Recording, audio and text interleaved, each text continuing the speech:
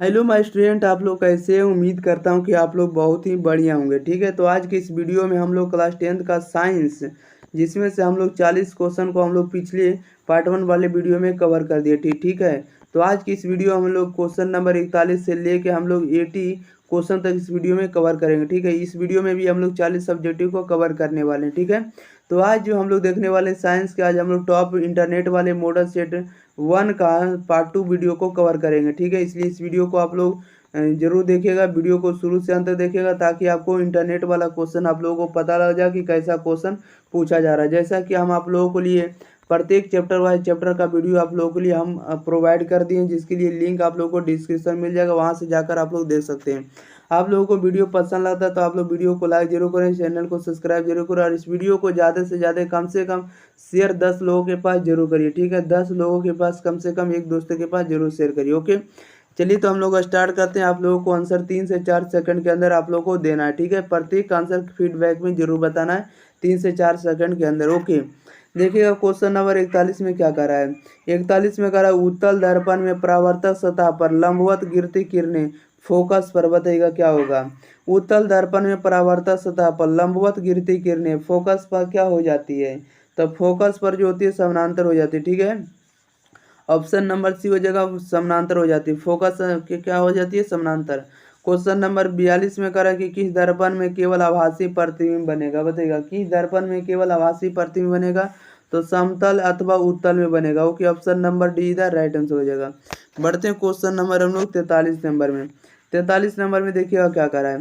43 में करा कि किस दर्पण में वास्तविक प्रतिबिंब नहीं बन सकता है, बताइएगा किस दर्पण में वास्तविक प्रतिबिंब नहीं बन सकता है, तो वास्तविक प्रतिबिंब किस में नहीं बनेगा, तो समतल दर्पण में नहीं बनेगा। ऑप्शन नंबर ए इधर राइट आंसर हो जाएगा। क्वेश्चन नंबर 44 में करा, यदि वोल्ट मीटर को परिपथ में श्रेणी क्रम में जोड़ दिया जाए तो परिपथ में बहती धारा का मान क्या होगा, बताइएगा। वोल्ट मीटर में यदि वोल्ट मीटर को परिपथ में श्रेणी क्रम में जोड़ दिया जाए तो परिपथ में बहती धारा का मान क्या होगा, तो परिपथ में बहती धारा का मान लगभग शून्य हो जाएगा। ओके, ऑप्शन नंबर डी इधर राइट आंसर हो जाएगा। क्वेश्चन नंबर हम लोग बढ़ते हैं 45 नंबर। बहुत ही स्लो मोशन में पढ़ा रहे हैं। ठीक है, आप लोग सबको समझ में आएगा, ये वीडियो देखते जाइए। 45 में करा कि 100 वाट तथा 40 वाट के बल्ब को घरेलू परिपथ में लगाने से कौन सा ज्यादा प्रकाश देगा, बताइएगा। कह रहा है कि 100 वाट तथा 40 वाट के बल्ब को घरेलू परिपथ में लगाने से सबसे ज्यादा लाइट कौन सा देगा, तो सबसे ज्यादा लाइट जो देगा आपको 100 वाट वाला देगा। ओके, ऑप्शन नंबर ए इधर राइट आंसर हो जाएगा, 100 वाट वाला। 46 में कह रहा है किसी उपस्कर का वोल्टेज है, बताइएगा किसी उपस्कर का वोल्टेज क्या होगा, इसका राइट आंसर बताइएगा। किसी उपस्कर का जो वोल्टेज होता है वो आपका उपलब्ध वोल्टेज पर निर्भर करता है, किस पर करता है, तो उपलब्ध वोल्टेज पर निर्भर करता है। ऑप्शन नंबर बी इधर राइट आंसर हो जाएगा। ठीक है, बढ़ते हैं क्वेश्चन नंबर हम लोग 47 नंबर में। देखिएगा 47 में क्या कर रहा है। 47 में कह रहा है कि जल शक्ति विद्युत संयंत्र में पानी के किस ऊर्जा को विद्युत ऊर्जा में बदलते हैं। जल शक्ति विद्युत संयंत्र में पानी के किस ऊर्जा को विद्युत ऊर्जा में बदलते हैं, इसका राइट आंसर बताएगा क्या हो जाएगा। कह रहा है कि विद्युत ऊर्जा को किस ऊर्जा में बदलते हैं, तो गतिज ऊर्जा में। Okay, option number be the right answer हो जाएगा, गतिज ऊर्जा। ओके, बढ़ते हैं क्वेश्चन नंबर हम लोग सीधे 48 नंबर में। ध्यान दिएगा 48 नंबर में क्या कह रहा है। क्वेश्चन नंबर 48 में कह रहा है कि प्रत्यवर्ती धारा जनित्र में कैसी धारा मिलती है, बताइएगा प्रत्यवर्ती धारा जनित्र में कैसी धारा मिलती है, तो ये जो मिलती है आपको प्रत्यवर्ती मिलती है। ऑप्शन नंबर इधर राइट आंसर हो जाएगा। 49 में कह रहा है कि समय बदलने के साथ दिष्ट धारा में क्या बदल सकता है, बताइएगा समय बदलने के साथ दिष्ट धारा में क्या बदल सकता है, तो दिष्ट धारा में क्या बदलेगा, तो परिमाण बदलेगा। ऑप्शन नंबर इधर राइट आंसर हो जाएगा। 50 में कह रहा है निम्न में किसका उपयोग खाना बनाने वाले ईंधन के रूप में नहीं किया जाता है, बताइएगा निम्न में से किसका उपयोग खाना बनाने वाले ईंधन के रूप में नहीं किया जाता है, तो ईंधन बनाने वाले में किसका प्रयोग नहीं करते हैं, तो बायोगैस का नहीं करते हैं। ओके, ऑप्शन नंबर सीधा राइट आंसर हो जाएगा। बढ़ते हैं क्वेश्चन नंबर हम लोग 51 नंबर में। ध्यान दिएगा 51 नंबर में क्या करा है। 51 नंबर में कह रहा है कि निम्न में से किस देश को पवनों का देश कहा जाता है, बताइएगा निम्न में से किस देश को पवनों का देश कहा जाता है, तब पवनों का देश किससे कहते हैं, तो डेनमार्क को। Option number D the right answer हो जाएगा। 52 में कह रहा है कि आदर्श ईंधन से कौन सी गैस उत्सर्जित होती है, बताइएगा आदर्श ईंधन से कौन सी गैस उत्सर्जित होती है, तो आदर्श ईंधन से जो उत्सर्जित होती है आपको कोई भी गैस उत्सर्जित नहीं होता। ओके, ऑप्शन नंबर सीधा है, राइट आंसर हो जाएगा इनमें से कोई नहीं। याद रखिएगा, कोई गैस उत्सर्जित नहीं होता है। आदर्श मतलब अच्छे ईंधन से कोई भी गैस उत्सर्जित नहीं होता है। 53 नंबर में कह रहा है कि आदर्श गैस के प्रति एकांक द्रव्यमान से मिलने वाले ऊर्जा का मान होना चाहिए, बताइएगा। कह रहा है कि आदर्श नहीं, अच्छे ईंधन के प्रति एकांक के द्रव्यमान से मिलने वाली ऊर्जा का मान क्या होना चाहिए? तो मिलने वाले ऊर्जा का जो मान होना चाहिए ज़्यादा होना चाहिए। ओके, ऑप्शन नंबर इधर राइट आंसर हो जाएगा। बढ़ते हैं क्वेश्चन नंबर हम लोग 54 नंबर में, ध्यान दिएगा 54 नंबर में क्या कर रहा है। जैसा कि आप लोग 54 नंबर में देख रहे हैं, कह रहा है कि धातु के ऑक्साइड होते हैं, बताइएगा धातु के ऑक्साइड क्या होते हैं, इसका राइट आंसर बताइएगा।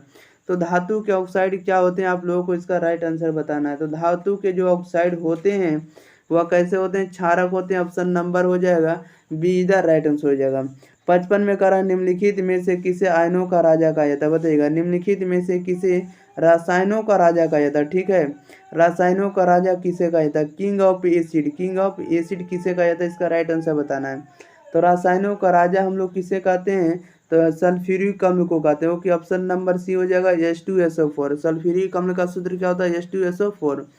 56 नंबर में कह रहा है कि कास्टिक सोडा है, बताइएगा कास्टिक सोडा क्या होता है? तो कास्टिक सोडा को हम लोग सोडियम हाइड्रोक्साइड कहते हैं, यानी NaOH। ऑप्शन नंबर इधर राइट आंसर हो जाएगा। 57 में कह रहा है निम्नलिखित में से क्षारीय प्रकृति का होता है, बताइएगा निम्नलिखित में से क्षारीय प्रकृति का कौन है, इसमें से बताइएगा कौन हो जाएगा। तो निम्नलिखित में से क्षारीय प्रकृति का कौन सा होगा? तो Na2 होगा, ठीक है, क्षारीय प्रकृति होगा। ऑप्शन नंबर इधर राइट आंसर हो जाएगा। बढ़ते हैं क्वेश्चन नंबर हम लोग 58 नंबर में, देखिएगा 58 नंबर में क्या कर रहा है। 58 नंबर में कह रहा है कि निम्नलिखित में से तनु अम्ल से प्रतिक्रिया करके हाइड्रोजन मुक्त करता है, बताइएगा निम्नलिखित में से तनु अम्ल से अभिक्रिया करके या प्रतिक्रिया करके हाइड्रोजन मुक्त करता है, कौन सा हाइड्रोजन मुक्त करता है?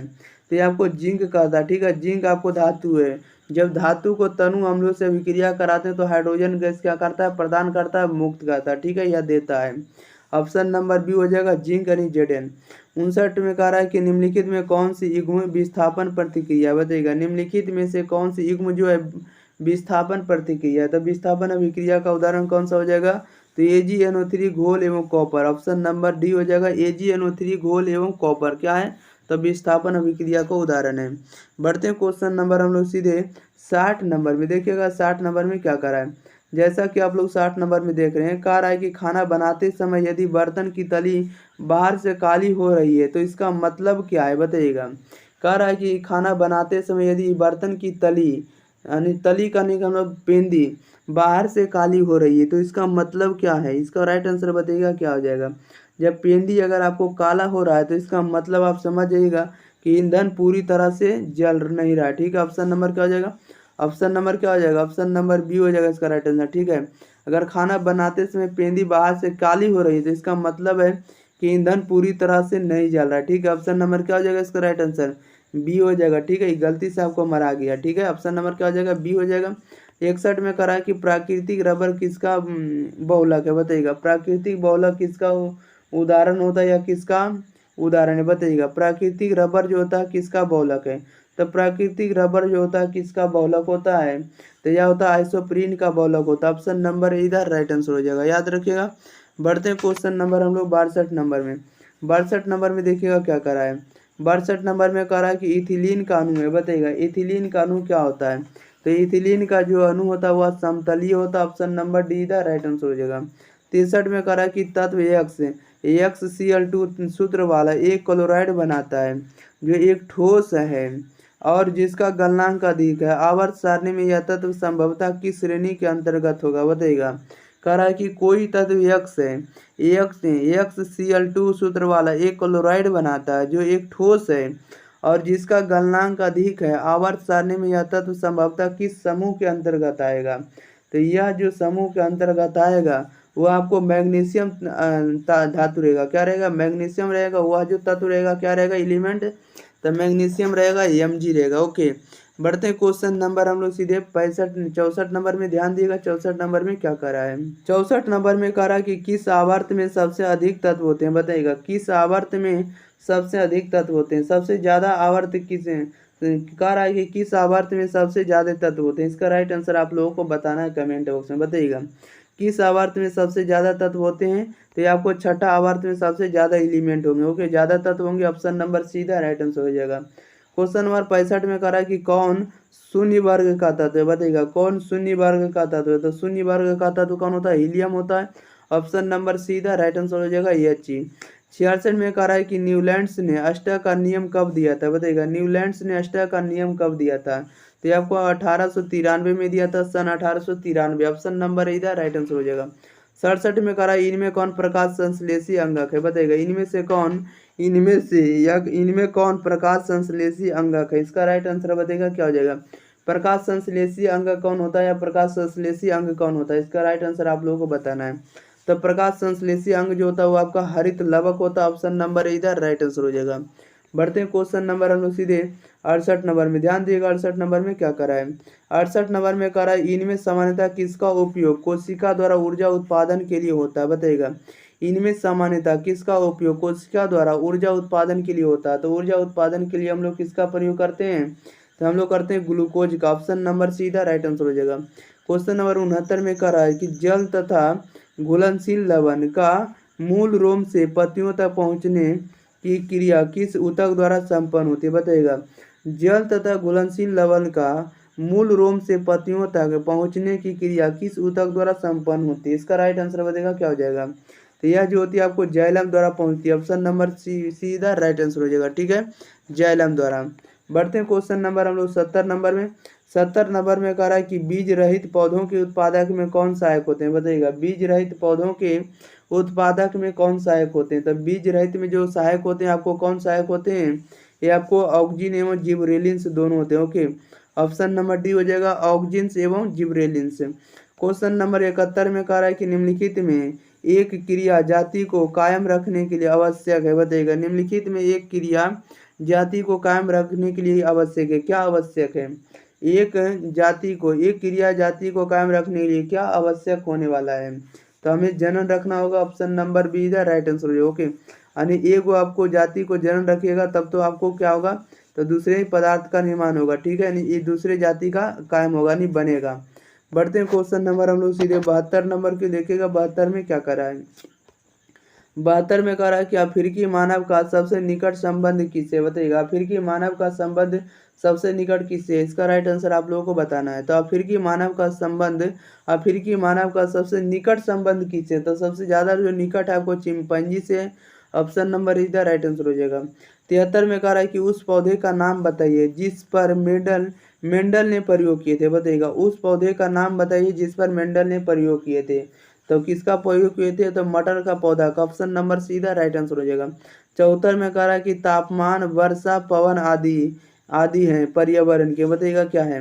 कह रहा है कि तापमान वर्षा पवन आदि पर्यावरण के क्या है? इसका राइट आंसर बताना है। तो पर्यावरण के भौतिक कारक है। ठीक है, कह रहा है तापमान वर्षा पवन आदि क्या है? तो पर्यावरण के भौतिक कारक है। ऑप्शन नंबर बी इधर राइट आंसर हो जाएगा। बढ़ते हैं क्वेश्चन नंबर हम लोग 75 नंबर में।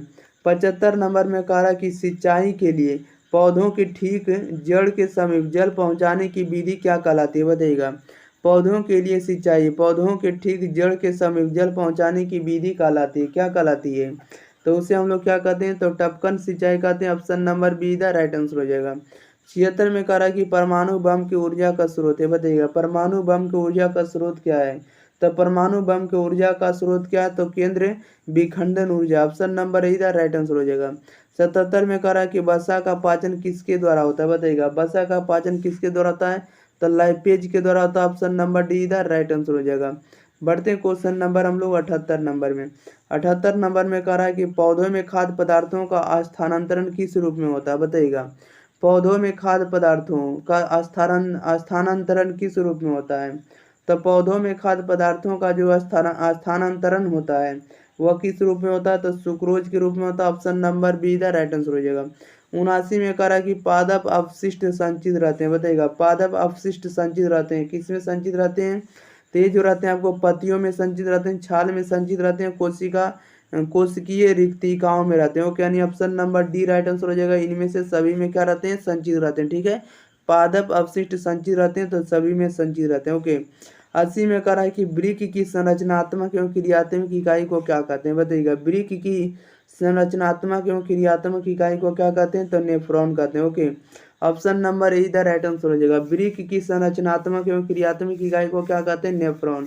Option number A the right answer हो जाएगा। ठीक है, चलिए तो इस वीडियो में भी आपको सारे के सारे ऑब्जेक्टिव 80 के 80 ऑब्जेक्टिव इस वीडियो में कंप्लीट हो गया। ठीक है, हम लोग अगले मॉडल सेट में चलेंगे, मॉडल सेट 2 में। ठीक है, इसलिए इस वीडियो को आप लोग जरूर दोस्तों के पास पहुंचाइएगा। अगर आप लोग चैनल को सब्सक्राइब नहीं किए तो चैनल को जरूर सब्सक्राइब करिएगा। अगर किसी तरह का अगर आपको PDF लेना है तो आप लोग व्हाट्सएप पर हमें मैसेज कर सकते हैं जी। ठीक है, जिसका लिंक आपको लोगों को डिस्क्रिप्शन मिल जाएगा व्हाट्सएप का। ओके, चलिए तो हम लोग मिलते हैं अगले वीडियो के साथ। तब तक के लिए thank you for watching this video. धन्यवाद।